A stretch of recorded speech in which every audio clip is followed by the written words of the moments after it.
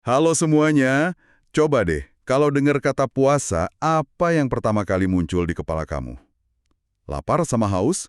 Atau mungkin langsung kebayang THR sama libur lebaran? Tapi pernah nggak sih kamu berhenti sejenak, terus mikir, kenapa ya kita harus puasa? Apa ini cuma, ya udah kewajiban tahunan aja? Atau ada makna lain yang, lebih dalam di baliknya? Nah, hari ini kita mau coba bedah bareng-bareng soal puasa.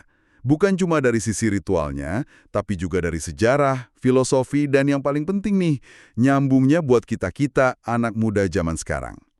Kita mau lihat puasa itu sebagai, apa ya, sebuah latihan, kesempatan, dan cara buat jadi versi diri kita yang lebih baik. Tepat sekali, dan kita akan lihat dari banyak sudut pandang yang seru. Kita mulai dari akarnya dulu. Kenapa puasa ini ternyata sebuah praktik yang universal? Terus kita masuk ke perang abadi, puasa versus produktivitas. Nah, ini relevan banget buat kalian yang masih sekolah.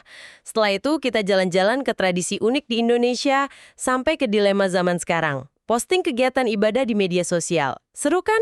Wah, agendanya menarik banget nih. Oke, kita mulai dari yang paling dasar deh. Sebenarnya nih, puasa itu praktek yang cuma ada di Islam aja, atau jangan-jangan udah ada dari zaman dulu banget?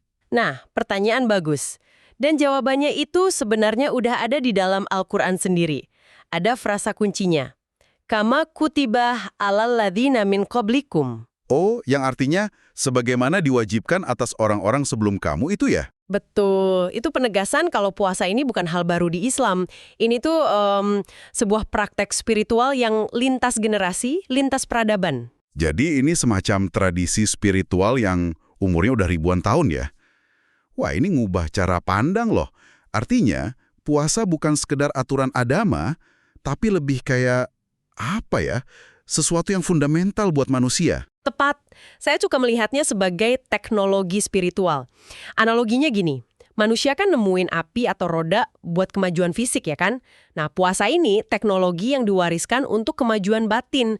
Kalau kita lihat sejarah, bentuknya macam-macam. Ada yang puasanya 40 hari nonstop, ada yang 7 hari. Bahkan kalau kita lihat ke alam deh di luar dunia manusia, banyak loh makhluk hidup yang berpuasa. Oh iya? Contohnya? Ulat.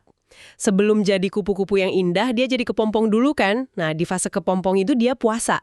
Oh iya, bener juga ya.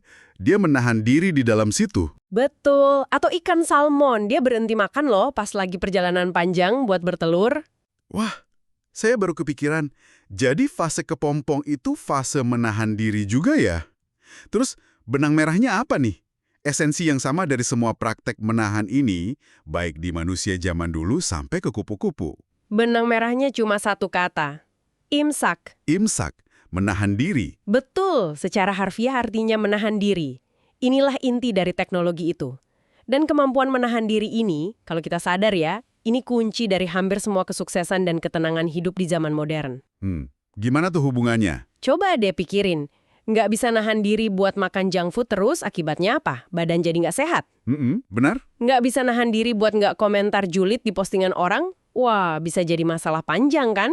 Nggak bisa nahan diri dari godaan nunda-nunda PR? Iya, akhirnya nilai berantakan. Sak kita ini jadi lebih kuat buat ngadepin godaan lain yang lebih kompleks di 11 bulan berikutnya. Jadi bukan cuma nahan lapar doang ya, tapi melatih kemampuan ngendaliin impuls. Keren-keren, itu superpower beneran sih di zaman sekarang.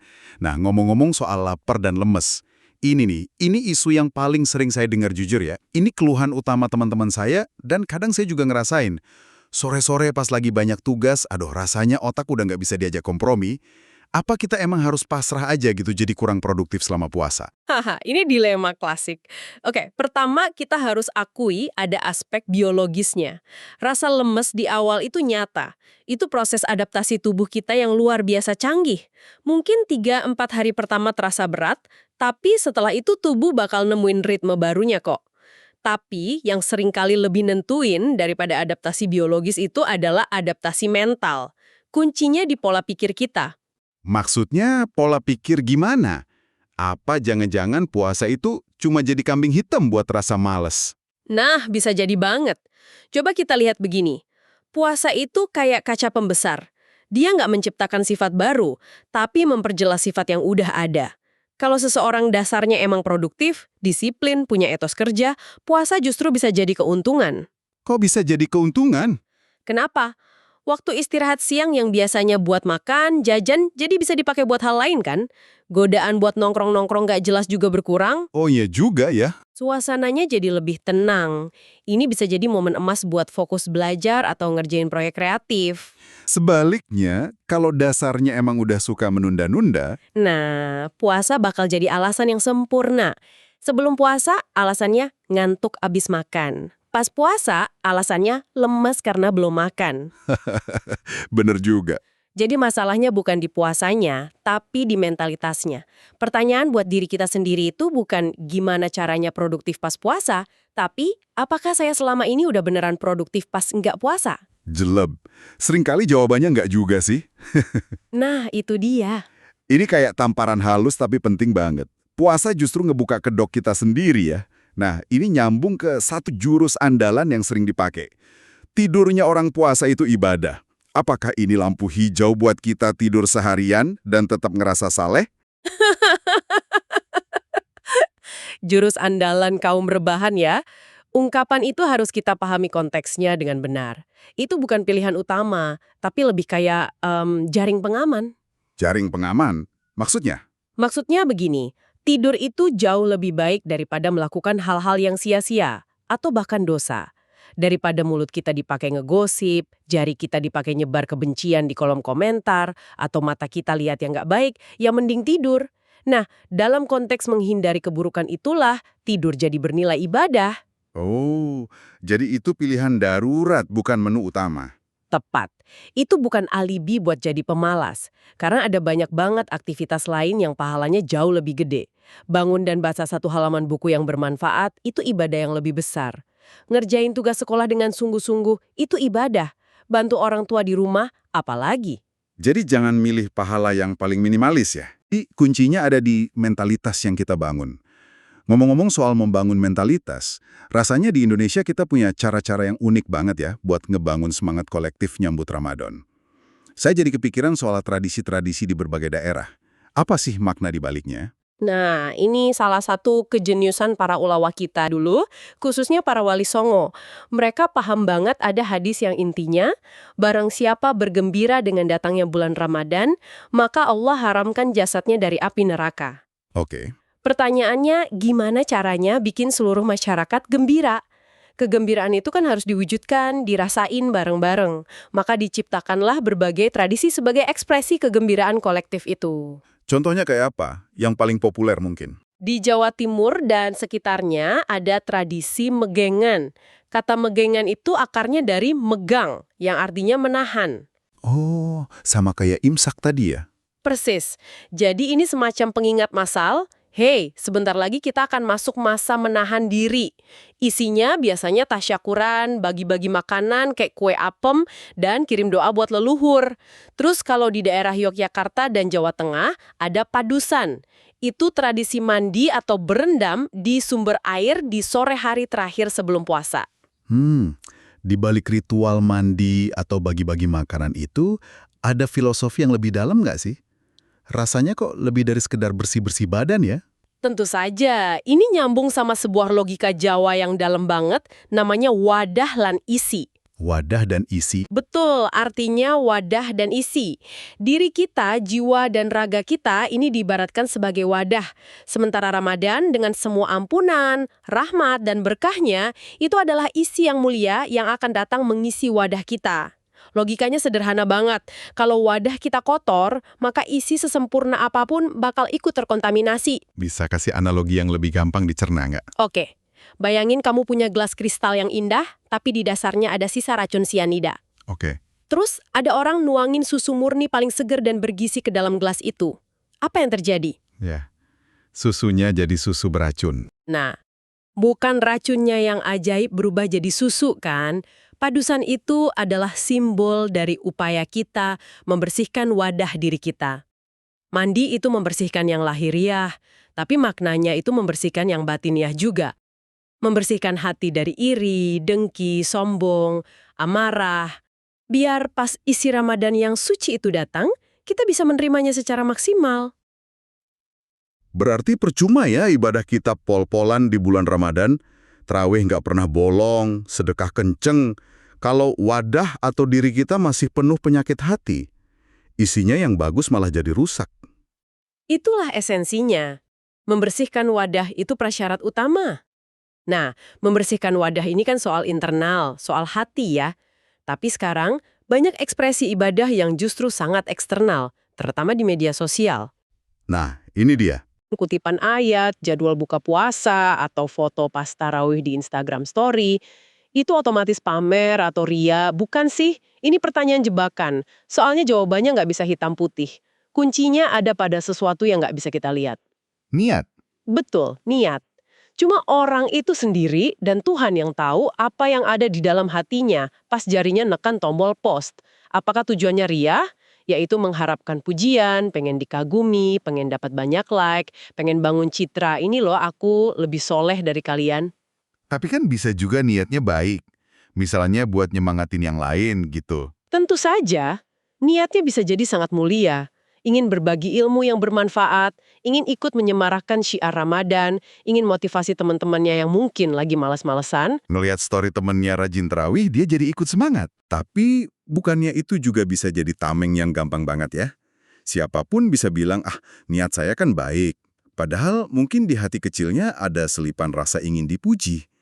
Gimana kita bisa benar-benar jujur sama diri sendiri biar nggak jatuh ke perangkap itu? Pertanyaan yang kritis banget, dan itu intinya. Daripada kita sibuk jadi polisi niat buat orang lain, mending energi itu kita pakai buat jadi detektif niat bagi diri sendiri. Sebelum posting, coba deh berhenti sejenak. Tanya ke dalam hati. Kalau postingan ini nggak ada yang like satupun, apa aku bakal tetap senang dan ikhlas? Atau kalau aku ngelakuin kebaikan ini tanpa ada seorang pun yang tahu, kebahagiaanku bakal berkurang nggak? Jawaban jujur dari pertanyaan-pertanyaan itu biasanya bakal nunjukin di mana posisi niat kita sebenarnya. Oke, setelah kita bongkar soal hakikatnya tantangan produktivitas sampai soal niat di era digital. Rasanya sayang banget kalau puasa tahun ini cuma lewat gitu aja, jadi rutinitas tanpa bekas. Apa yang bisa kita lakukan supaya Ramadan kali ini benar-benar terasa beda dan lebih bermakna? Langkah pertamanya adalah dengan bikin resolusi Ramadan. Bukan sekedar niat puasa secara umum, tapi sebuah niat yang spesifik dan punya target. Mari kita canangkan dalam diri, puasa tahun ini akan menjadi versi terbaik dari puasaku selama ini. Ini bukan soal jadi sempurna ya, tapi soal kemajuan. Ada progres dari tahun lalu. Buat anak SMA kayak kami, resolusi yang realistis dan gak muluk-muluk itu contohnya kayak apa? Kuncinya kecil, spesifik, dan terukur. Misalnya, kalau tahun lalu sholat tarawihmu masih bolong-bolong, tahun ini targetnya tarawih penuh di masjid. Oke. Kalau itu udah biasa, coba naik level. Tahun ini, setiap selesai sholat subuh, paksain diri baca Al-Quran walau cuma satu halangan. Bukan target hatam 30 juz loh, tapi target konsisten satu halaman per hari. Oh, itu lebih manageable ya?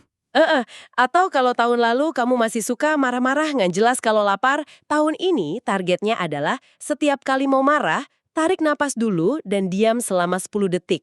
Peningkatan kecil yang konsisten, itu dampaknya luar biasa. Lalu nanti setelah Ramadan selesai, gimana cara kita ngukur apakah resolusi kita berhasil, apa ada rapornya gitu? Ada. Kita bisa melakukan evaluasi diri atau muhasabah dengan memeriksa 3 buah dari pohon puasa kita. Kalau 3 buah ini muncul, berarti puasa kita berhasil. Pertama, buah imsak atau pengendalian diri. Coba cek, setelah sebulan dilatih, kemampuanmu nahan emosi, nahan ucapan buruk, atau nahan keinginan belanja impulsif jadi lebih baik dari sebelumnya? Oke. Pertama, pengendalian diri. Buah kedua adalah tiryak. Ini istilah lama, yang artinya penawar racun atau antidot. Apakah puasa kita berhasil jadi penawar bagi penyakit-penyakit hati? Coba rasakan. Apa rasa iri pas lihat teman lebih sukses berkurang? Apa rasa sombong pas kita berhasil ngelakuin sesuatu bisa lebih dikendalikan? Dan buah ketiga, yang paling penting, adalah ikhlas.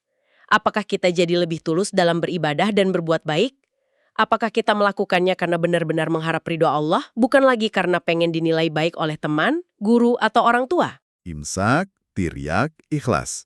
Oke, jadi kalau kita rangkum, puasa itu jauh lebih dalam dari sekedar menahan lapar dan dahaga ya. Ia adalah sebuah teknologi spiritual universal buat melatih pengendalian diri. Ia bukan halangan, tapi justru kesempatan emas untuk jadi lebih produktif dan fokus. Dan ia adalah momen sakral untuk membersihkan wadah jiwa kita, baik secara tradisional maupun dalam menghadapi tantangan digital. Tepat sekali. Dan sebagai penutup, saya mau ninggalin satu pemikiran untuk kamu renungkan. Banyak di antara kita yang mungkin udah puasa belasan bahkan puluhan kali sepanjang hidup. Tapi coba kita jujur sama diri sendiri. Kenapa kualitas spiritual kita, kesabaran kita, keikhlasan kita, rasanya masih gitu-gitu aja dari tahun ke tahun? Jangan-jangan selama ini Ramadan yang suci itu datang, namun ia terpenjara dan terkotori oleh wadah jiwa kita yang belum pernah benar-benar kita siapkan. Sebuah pertanyaan yang menohok. Jadi, pertanyaan untuk kamu renungkan adalah satu hal kecil. Apa yang bisa kamu mulai lakukan hari ini juga untuk mulai membersihkan wadah itu sebelum Ramadan benar-benar tiba di depan pintu?